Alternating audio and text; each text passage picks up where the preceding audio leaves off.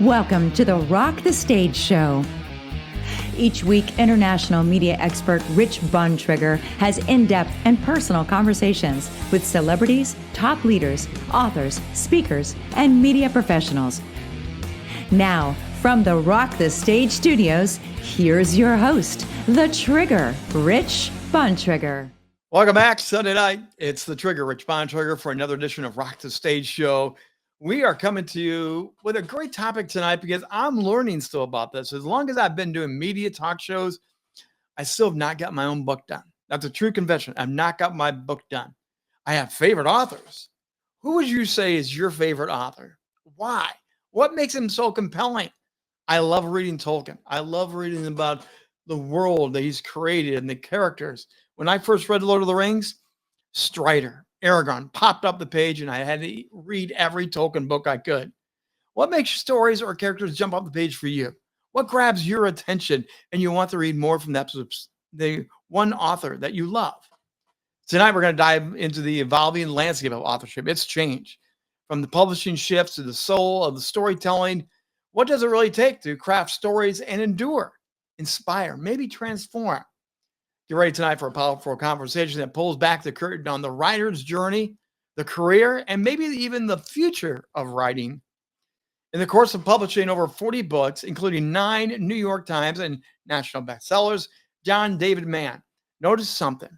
Some of his books were hot, and some were not. Now he coaches aspiring authors in how to write and publish a book that earns a devoted following and has a tangible impact. Welcome to Rock the Stage Show tonight, best-selling author David Mann, and come on in. Hey, Rich, thank you very much, That's a lot to live up to, that introduction. Well, you've done it. That's not the proof. You know, like we said before we launched out, you got a library, you have your own work on the wall. Yeah, it's crazy. It's true. I don't know how that all happened. You know, when I talk about favorite authors and inspiration, who was it for you that got you to go, I got to read their stuff over and over? Is there anybody that got you? I mean, there have been a lot of people. There's been like phases and chapters in my life. I did not start out to be a writer. It was not like my ambition or aspiration. When I was a kid, there was never a moment where I said, that's what I want to do when I grow up. Actually, you dropped out of school at age 17, right? I did. I dropped out of school at the age of 17, and with a handful of friends, we started our own high school, which I went back to as a senior and graduated, and then went back to as a faculty member. And it was crazy back in the 70s. School went on for a decade, very successfully. So, Rich, picture this. This is an alternative high school. It's not accredited. It's not got any kind of a certification from anybody anywhere. And we sent some of our graduates to Harvard, Yale, state colleges, you name it, because we were doing something really interesting, really different. We were dropping out of our other schools because we wanted to learn, not because we didn't. And we were bored and frustrated that we weren't getting to the good stuff. We weren't learning meaty, real stuff in our schools. And, and that caught people's eyes. So yeah, it was a cool adventure. It was my first, I guess, entrepreneurial venture, although I didn't know to call it that then. But yeah, I never set out to be a writer. But you asked about writers that inspired me. I mean, there have been writers like, The Alchemist, all the great parables, The Richest Man in Babylon, and so forth and so on. I became totally entranced with noir detective fiction, with Raymond Chandler and the whole lineage from there, John D. MacDonald on through, today, and Tana French and Michael Connelly and Lee Child and all these amazing image spinners who write about crime.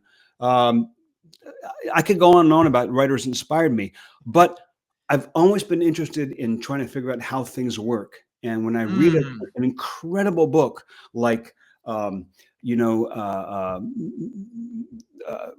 Prayer for Owen Meany, one of my favorite novels, or Behind the Scenes at the Museum, or I read a crime novel by Raymond Chandler, I'm reading the language and I'm going, how the heck did they do that? How did they make that come alive like that? It's an endless fascination. So for a guy that didn't complete high school, started your own high school, but how do you make that jump from, because most people think a writer good education. They know how to proofread. They know all College. this. You got out of that and got to where you're at. What's the gap story of in between all that? Yeah. Where's my MFA from? I got a GSD, which is get stuff done. You know, I kind of fell into it backwards in a sense. Yeah. I got involved in a lot of different careers as a young man. I was involved in, I was a musician, classical musician by training. I Yeah. was concertizing as a cellist. I was a composer, and that was my plan, to be make my career as a composer. Yeah. I got involved in Whole Foods, natural foods, and the natural health movement. I Yeah. got involved in direct sales and that wild, weird world. I got involved in I started my own store, my own food business. Mm-hmm. I started my own school, as you know. And Yeah. in all those different venues, all those different adventures, I always seemed to be the guy who ended up writing the newsletter or editing the article or making up the flyer. And Mm-hmm. when I started with a friend, journal for the direct selling world, I was the editor. And I ended up taking a lot of articles by people who had stuff to say but didn't really know how to say it. You were the creative. Yeah, I would take their stuff, their raw material, and turn it into a good article. And so I spent over 10 years editing other people's stuff. People still today, when people say, "How do I get started as a writer?" I think one of the best ways you can get started as a writer to learn the craft is edit other people's stuff. Really? Yeah, I mean, you don't have the emotional attachment to it because it's not yours. Right. It's like taking care of other people's kids. You know, Here, go home at night. Yeah. Interesting, because I would have thought it'd get boring after a while to do someone else's massaging of the book, editing of the book, and you'd say, I'm done with this. But you actually learned through that to get to where you're at. I did want to move on from there. I mean, Yeah. eventually I wrote books with people. I wrote books for people. I did Yes. co-authorships. Most of my books, I've been a co-authorship of some sort. I've had somebody Yes. else that I work with. I'm the guy who ends up putting the words on the page, Yeah. but I'm working with, like, my book, my trilogy of thrillers I wrote with Navy SEAL Brandon Webb. Well, he's got the military background, the Spec Ops background. We get together and talk about stuff he's done, stuff he's seen. I end up crafting the story. Same thing with business people, same thing with politicians, same thing with entrepreneurs. I've all kinds of people. I absorb their story, and then I turn it into something new. So let me have you brag on yourself for a minute here, John, because people may not recognize the author and the name of the books and stuff. You've done an amazing collection of them, bestsellers. Now, The Go-Givers is one of the biggest ones. Tell us about that. And then what other books might we know you by? Well, first off, you're right. People may not recognize the name. In fact, they probably won't. It's for some reason, it's been my fate that people typically remember most of my books by the name of the other guy. I'm I don't know if I'm the Lewis of Lewis and Clark or the Clark of Lewis and Clark, but anyway, the book I'm best known for, or my best known book, is The Go-Giver, which came out in 2008. I wrote this with a friend of mine, Bob Berg. Now, Bob had the idea originally. What if he wrote a book about the power of giving? The idea being that the more you look out for the other guy's interests, Yep. the more you put your focus on how you can add value to the other person, the more successful you're going to end up being. I love that. Right. And it's not the idea of nice guys, finish first. It's not about being nice or being a pleasant person or being a noble person or being a virtuous person. It's about winning. It's about success. It's very tangible, very pragmatic. And Bob is a sales trainer, and he's magnificent at what he does. So we wrote this as a parable, and it has sold over 1 million copies. It's done really, really well. You've got a series of Go-Giver books, Go-Giver Leader, Go-Giver Marriage, and so forth. And people will typically say, "Oh yeah, Go-Giver, Bob Berg wrote that." Well, in all deference to my dear friend Bob, it's not like that. That's one. Another that people might know is The Slight Edge. This is I wrote with Jeff Olson. There's the name, Jeff Olson. So that one has done very, very well. I've done a lot of books in that vein, kind of business, entrepreneurship. The Latte Factor with David Bach. who wrote The Automatic Millionaire and Smart Women Finish Rich. And I've done almost a dozen books with this friend of mine, Navy SEAL Brandon Webb, Yeah. including a series of thrillers. This is the first one, Steel Fear by Webb Cool cover. and Mann. Cool cover, isn't it? Yeah. Yeah. You can't see it, but it says right here, sensationally good, an instant classic, maybe an instant legend. Lee Child. Lee Ooh. Child, the author of the Jack Reacher books. That was my first novel. And it was only a couple of years ago. Moving from business parables and memoirs and Yeah. business books into the world of novels and thrillers, man, it has been a blast. This guy was nominated for a Barry Award, has done very, very well. Currently in development as a TV series. I was wondering if that's when I heard in my head someplace that you had a TV series, maybe. So it's connected to that book right there. Yeah, I wish I could say, what channel and when, but I can't say any of those because we don't know yet. It's in development, which is Hollywood speak for, hey, don't call us, we'll call you. We'll let you know when. Exactly. So I teased it out, and you've done a good job right there, but I've teased it out. What makes a book successful or hot? Like you said, you've had some hot, some not. So what's the secret sauce? Yeah. I mentioned that high school we started sent people to Harvard and Yale. And part of it was, this was in the 70s. It was kind of the alternative school decade. There were a lot of schools. Summerhill had been popular. There'd been a lot of alternative schools. We were doing something a little different. And that little different, that's the answer to your question, really. Oh, I love that. What makes a book hot? And there's something like 4 million new titles published every year. And that's a tsunami of books being published. A ton of them, are self-published, but also from the traditional publishing world. And to be honest, most of them sink without a ripple. Yep. Most of them are completely forgettable. A year later, boom. The average book will sell no more than 200 copies. That's just such a disheartening thought for an aspiring author, right? But it's the truth. Of course, if the average is 200, that means that a whole lot of them are selling 10, 15, 20, 30 copies. Yes. And you got Jim Patterson over here with Alex Cross, selling how many gazillion million copies. Right. So what makes a book stand out from the crowd? What makes a book something people talk about? And people, I think, often assume that it's about celebrity. It's about the connections. It's about who you know, not what you know. And there's some truth to that. I mean, if Michelle Obama publishes an autobiography, a memoir, or somebody else that's a household, obviously, it's going to be famous. But by and large, that's not the answer. It comes down to three things. For a book to work, there's three main ingredients. The first is the concept, the idea at the core of the book. Yep. Second is the execution. That is how well it's written, frankly. But also it's the choice of the title. It's the cover design. It's how well it's presented. The execution of the book. Yep. So many self-published books way fall down on that score.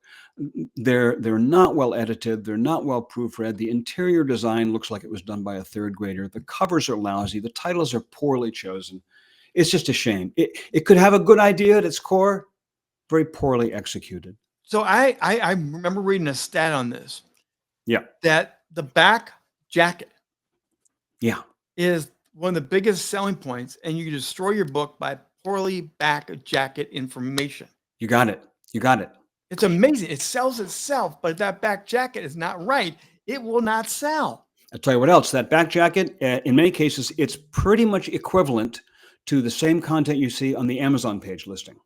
Right? So the Amazon page listing, the cover, first off, the actual front jacket, title and graphic design, and the Amazon page description, or as you say, the back jacket, which is roughly equivalent, that is your number one marketing assets. It's more important than any ad campaigns, any promotion, any media, traditional or modern media. That's execution. The third is promotion, exposure. Yep.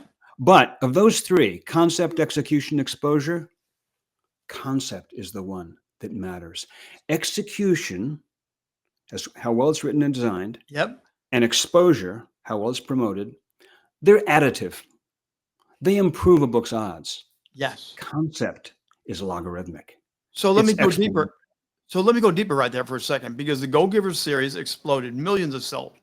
What was the aha moment, maybe, or the inspiration, the spark to say, I know what I'm doing with this? Because it did explode, so you must have gotten it right. Okay, so the Go Giver, I mean, our publisher is magnificent. They did a beautiful job of presentation. Right. The writing, if I may say, is pretty good. Well, what inspired you to But I'll do tell you that? What what, inspired you to take it's that target, that message through that book? What made it's that the concept. first thing jump off? It's the concept. And here's the thing, here's the thing, Rich, about concept. Concept is, a lot of authors never take the trouble to actually identify what their concept really is. Concept is the spark Yep. that created the desire to write the book. Concept is that thing that most fascinates the author. Concept is the thing that jumps out and grabs potential readers and says, you got to look at this. And I'll give you an example, is the Go Giver. Go Giver, the concept is, you see the word Go Giver and you go like, blah, blah, blah, blah. Wait, what? That's what you want. You want someone to look at your cover and go, blah, blah, blah, blah. Wait, what? You want, that's called cognitive dissonance. It's, you give them something they know, but then something unexpected, something familiar, but then a twist. So Yes. people look at that and they go, yeah, go getter. Right. I know go get. Oh, wait, it isn't go getter. It's go giver. And you're hooked. You're in. Yeah. That's the spark at the heart of it. It's that, yeah, go-getters are fantastic. Go-getters get things done. Go-getters go after it. Go-getters have verve and vim and energy and initiative. And right. That's all great. But what we're saying is, go giver. Right. Be the person who puts your attention on the other guy. And that, that is counterintuitive. Mm-hmm. It's counterintuitive. It's different. If you have a book that's based on the idea of an orphan who goes to boarding school. Well, I think we've read that, kind of been done. It's like, anybody, Charles Dickens, anybody, right? What about if it's an orphan goes to wizard school? Yeah. Well, now you got Harry Potter. Yes. That's the idea. Here's the Slight Edge, the book with Jeff Olson. Yeah. It says down here, turning simple disciplines into massive success and happiness. That's the cognitive dissonance. Wait a second. Something that I can do simple every day creates massive success and happiness. How's that work? That's the key to the success of this book, which has sold hundreds of thousands of copies, maybe a million or more. So again, one of the other secret sauces, what I'd love you to dive into, we've mentioned it several times, but now let's go into your co-authorship. Yeah. There is a synergy and magic, shall I say, of two people getting together, taking a concept, say, you bring your superpower, I bring my superpower, and voila, we'll bake out something amazing. Is that what it's like with Bob Berg and Brandon Webb? You found your partners? Yeah, I'd say to some extent that's really true. I am easily inspired by a great idea. And in this case, I mean, the Go Giver, that was Bob's idea. And Brandon Webb, you asked, here's the concept here. Yeah. The concept is not in the title. The title just evokes the mood and the genre, but the concept is this. A Navy SEAL is stalking a serial killer on an aircraft carrier. Just that sentence. Right. A Navy SEAL stalks a serial killer on an aircraft carrier. Put this book into a bidding war in Hollywood before the book was even out. Well, because think of that. The aircraft carrier is a floating city. You can't go anywhere on a floating city, and you have a crime on a floating city. That's a great concept. Yeah. It was weird too, writing that, because, typically if you're writing a crime novel, you usually have, get in places where fights break out, violence happens, maybe little thefts and other minor crimes happen. You don't get that on an aircraft carrier, because the Navy is the most buttoned down branch of the military. There's no drinking, there's no alcohol, there's no bar fights, there's no street fights, there's no crime, there's no anything. And so to actually create a serial killer drama on this tightly controlled, an aircraft carrier is a steel tube roughly the size of the Empire State Building on its side, sealed up, dropped in the ocean with about 5,000 souls for 6 months. What a concept. Whoa, had never been done. That was Brandon's idea. My job was to execute it. So, I don't take credit for all of these hot ideas, but I know I've learned how to identify them. So, for example, book 2, for the second book in the series, which is called Cold Fear, I came up with this, which I'll read to you. It says, a fugitive Navy SEAL risks everything to locate 2 missing kids. And that was the second book. I had this slip of paper because when I come up with a concept for a book, I print it out and it sits on a music stand on my desk for the 8 months or 12 months it takes me to write the book. Because that's the North Star of the book. Well, in Hollywood, that's the log line. They'll go and they'll pitch the log line. And often it's taking a concept we know and turning it on its head, like you mentioned, and people go, we've never done peanut butter and avocado before. And that's what you're doing. And you're grabbing people with that. And you need that log line to get them. Yeah. Let me tell you about another one, another client in my program. She's written a memoir about finding the man of her dreams in her 70s. All her life, she wanted to be married to the man of her dreams. She finds him in her 70s. And then on her first date discovers that he has stage 4 cancer. Oh, what do you do? What do you do? Incredibly poignant story. But you see the concept? Oh, absolutely. This isn't a concept she dreamed up. This is her life. She lived this. But at the core of the events of her life, there's this magnificent concept, which is true love, wonderful romance, stage 4 cancer. Talk about star-crossed. Two extreme opposites coming together, and that's your adventure. 2 opposites. Yeah. Orphan, wizard school. It's like, I think of concept. The word concept actually comes from Latin roots that mean to conceive a child, a new life. Yes. Right? So when you're coming up with a concept, you are actually giving birth to a new life. You're taking an egg and a sperm. You're taking two ideas that have not previously been merged, combined, like you said, peanut butter and avocado, right? And you're putting them together. Yeah. And sparks fly. It's like a serial killer on an aircraft carrier. Right. You don't even need the Navy SEAL, actually. Serial killer on an aircraft carrier. Boom. Yeah. It's usually 2 or 3 elements that combine that make the thing go pow. So let me go back to the co-authorship for a second, because what's the secret sauce of working and collaborating? Because you've got your ideas, they've got their ideas. You have to work together, banter back and forth, wrestle with who's going to get the defining line or develop it.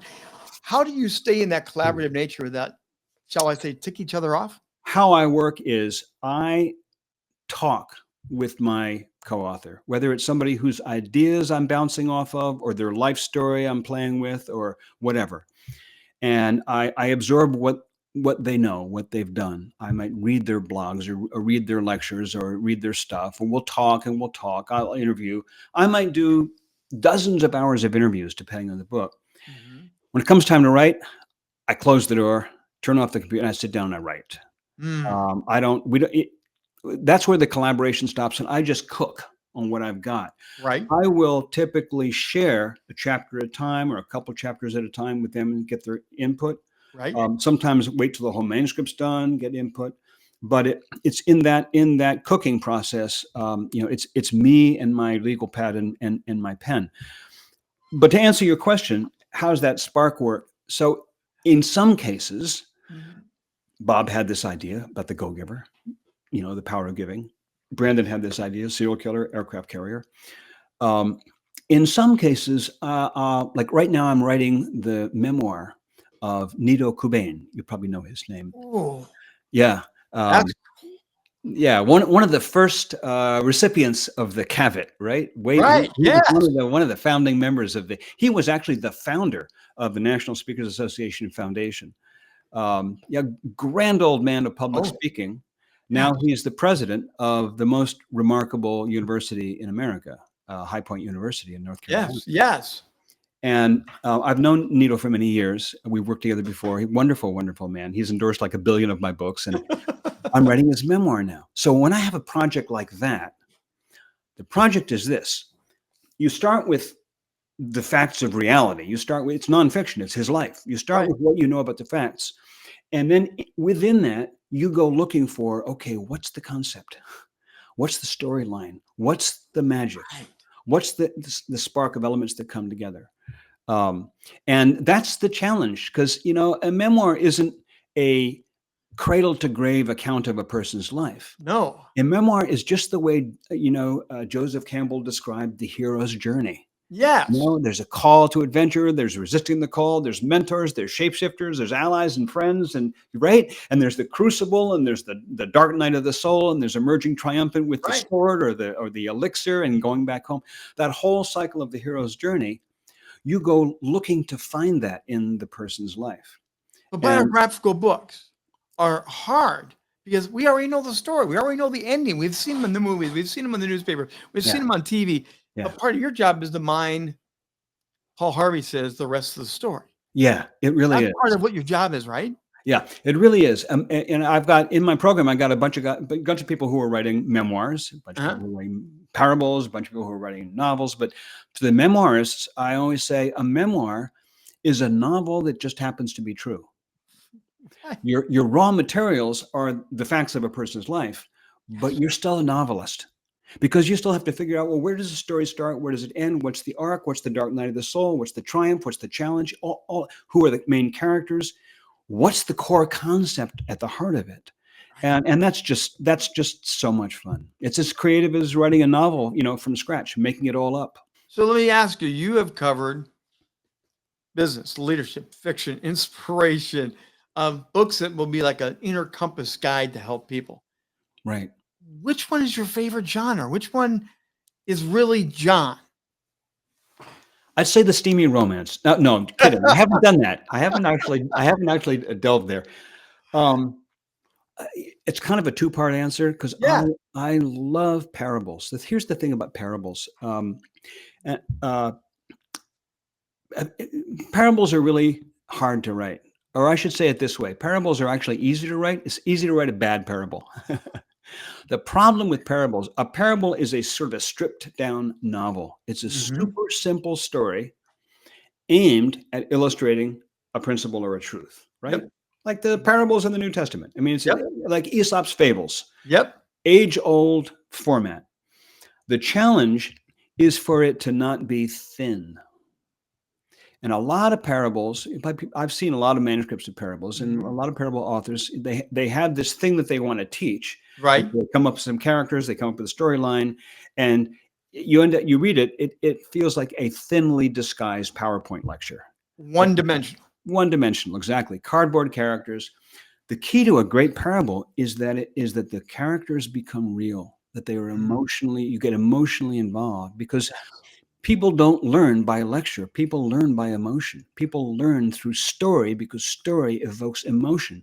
And it's only going to do that if the writing is compelling and the characters jump off the page and you become that character. You slip into that story and you live it.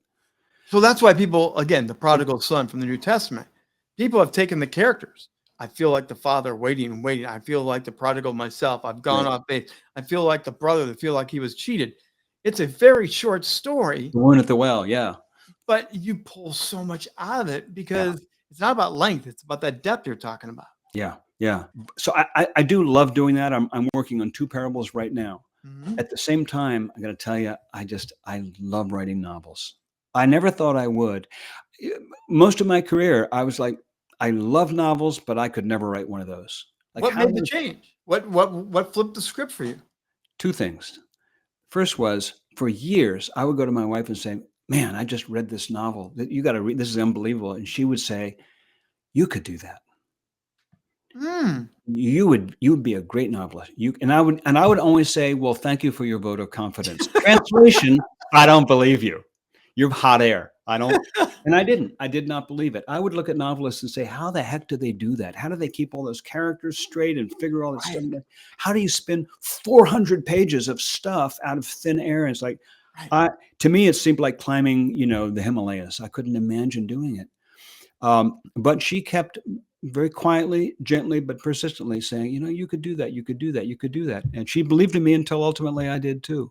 And when Brandon came to me with this idea and said, I got an idea for a novel, but I'm not really a novelist. Would you be interested in writing this with me? And I thought, hey, no time like the present. So I dove in, and I discovered in writing that thing that I was in love all over again. You know, your books often blend in that practical with the wisdom, but the wisdom comes from the heart. Yes, it does. I'm curious, where does that come from? Because from some people that may feel preachy, pushy, but it's often the center of what really comes out of some of your books. Why is that so important for you? You write, you put a character down, and you keep writing them until you fall in love with them. You Mm. keep playing with them until you fall in love with them. There is an element of authenticity about a book. It isn't Mhm. like you're trying to sound like this, or you're trying to write that, or you're trying to make this scene profound, or this scene scary, it's that you put yourself into it and you live it. You live it. You live it. And so the writing comes from a place of the genuine emotional experience of what you're writing about. So, with all that said, you help writers, you help people craft, learn this amazing trade, but it's much more than trade. Tell us about your coaching program. What exactly are you doing to help other people? And all it's a mastery of writing, right? Yeah, that is an interesting question. So I have this program. It's a year long, and Mhm. some people come back for multiple years. But it's a year long program. It's called Writing Mastery Mentorship, and it's a whole 36 hours of archived online video instruction. But and when I started the program, I thought that would be the heart of the program. But as it's worked out, it turns out that's not the heart of the program. That's all how to Yeah. stuff. Yep. And I think it's good, it's valuable, but we also have twice a week live coaching sessions by Zoom. And that's where it happens. The live interaction, sitting at the master's feet. That's it, right? It isn't sitting at the master's feet so much. It's like this. There might be 6 or 8 or 10 of us online. Yep. And we'll go around. One person will sort of have the mic at a time, so to Yep. speak, and ask questions, tell me where they're at, tell us all what's going on with their book, and they have a challenge or a problem, or they're stuck or whatever. And I'll have things to say, but there's a feeling of camaraderie in the whole group. A lot of my people say that they get on a call, they learn more from what the other person talks about than when they themselves are talking about. So you asked, how does this help aspiring writers? Yeah. And this has taken a while to learn, but I've come to understand how we help writers most in this program is by believing in them and supporting them. What suffocates, strangles, I think, most new writers' efforts in the cradle is that they're on their own, they're all alone. They might take a course and someone tells them, do this, don't do that, don't do this, Yep. which is marginally helpful. But they need nurturing. They need support. They need a group of people who have the same experience they do, the Yeah. challenges of being a writer, which are unique. If you're not a writer, you've never had this particular kind of challenge, Yep. around them saying, oh, I hear your idea. That's amazing. Keep working on that. Here's the reason for this. It is a universal experience that when you start writing an idea for a book and you put it on paper, it's going to be terrible. Your first stuff is going to look clumsy and awkward. And like, that's not what I had in my head. That looks No. like crap. Yes. That's what happens to every writer, happens to me. And Mhm. so you need people around you saying, no, that's not crap. That's like muddy water within which there are gleaming jewels. Well, we're going to bring up your website because that's going to be out there. We're going to learn about this. Tell us what they're going to find on the website. While you're watching this, scan the QR code. Make sure you go to John David Mann's website. But what's all there for him? What's become the focus of the site has been this monthly newsletter I do just the last couple of years. And what I do is I call it MANN, that's MANN, double Yep. N, Man's Search for Meaning. Because Viktor Frankl, Man's Search for Meaning, is one of everybody's favorite books, right? Yes. phenomenal book about this man's experience in a series of concentration camps in World War II. Went on to become one of the founding fathers of modern psychology. Brilliant man. But so my newsletter is called Man's Search for Meaning. And what I do is every month I take a quote from a great writer. Could be novelist, could be memoir, could be from any century, but a quote from a great writer. And I go for a couple pages sharing kind of my reflections on what that quote means to us in our lives. Right. Not as writers, just as human beings. And then I break into a biographical sketch of that writer. So whether it's James Baldwin or Maya Angelou, or it's James Thurber, or it's Raymond Chandler, or whoever, all of our favorite authors, right, from all kinds of genres. Once a month, I introduce you to that person's life, their triumphs, their challenges, their arc, and it's kind of a blast. We look at the quote, we look at what it means, and we look at the writer. Fabulous. Make sure to go hit the QR code, check that on out. So what are you cooking up now? What's in production? We know about the maybe movie, TV, but what's new on your tablet that's being produced by John David? I've got, I'm gonna move my newsletter to Substack, I think, in a few months, and that'll be fun. Substack is a pretty cool place for writers. But I'm working on, of course, Nito Cobain's memoir. I'm working on a few parables. One of them, here we go. One of them, here's the log line. A struggling restaurant owner learns the one key truth behind all small business failures. Actually, we're changing that to all business successes, but it's the same thing. It's the truth behind the failures and behind the successes. That book is called Truth Teller, and it's not out yet, but it's coming to a store near you. Hey, what do you want your legacy to be? You have written, you're still developing, changing genres, but look 50 years into the future. People see your name, they pull a book off the shelf. What do you want to leave behind? I think as far as a legacy or impact, impact is what matters to me. And I think what I would want people to say as an epitaph or whatever would be, he helped me live my life better. Ooh, that would go pretty good.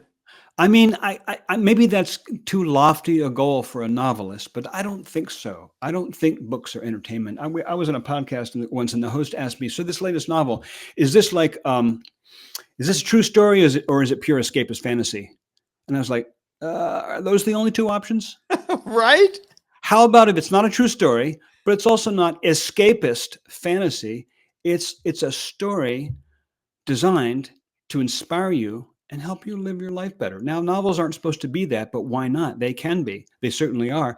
Shawshank Redemption is an entirely fictional story. Yes. It was a novella turned into a film. And you tell me how many people have said it's helped them live their life better. Right? I know down book after book and author after author that they have that legacy behind them. The book taught, it created value systems for people. It took them to new places they never thought they even imagined to go, because they wanted to go there. Gave them hope, gave them confidence, gave them persistence, gave them perseverance, gave them, exactly. Yeah. Showed that I too can matter, showed that I too can make a difference. Exactly. This is what, we look to stories and books. And my contention is that every book is a story, whether it's a novel, a parable, a memoir, a cookbook, an operation manual, it's a story. And that's the purpose of stories, is to help us live our lives better. Wow. John David Mann, remember the name, check out his website. Thank you for being my guest today on Rock the Stage. This has been a treat. My pleasure. Thank you so much. Again, you want to check it out, learn more about his world, what he's got coming up, and maybe a movie, a TV series, something they're making up with Hollywood. How cool is that? So check out what's going on there. And again, if you're an aspiring author, make sure you replay the end of that. Listen to the fact that collaboration, the loneliness, there are communities out there. There are groups that can help you. His mastery group can help you. Don't get stuck in your own head. Get the help you need to further your journey and the character's journey, and get that stuff out of you, because it's important to get out of you. And just maybe, you can have one of those great books that inspires people forever and forever. That's going to do it for this week of Rock the Stage Show. I'll be back once again next week, 7 p.m. Eastern Time, for another in-depth conversation. Highly unscripted. You don't know where we're going to go? Come and join us on Rock the Stage Show. Now on Roku, Amazon Fire, IPTV, and of course the Bravehearts TV network. And with a premiere night every Sunday night at 7 p.m. Eastern Time. Join us next week for another edition of Rock the Stage Show.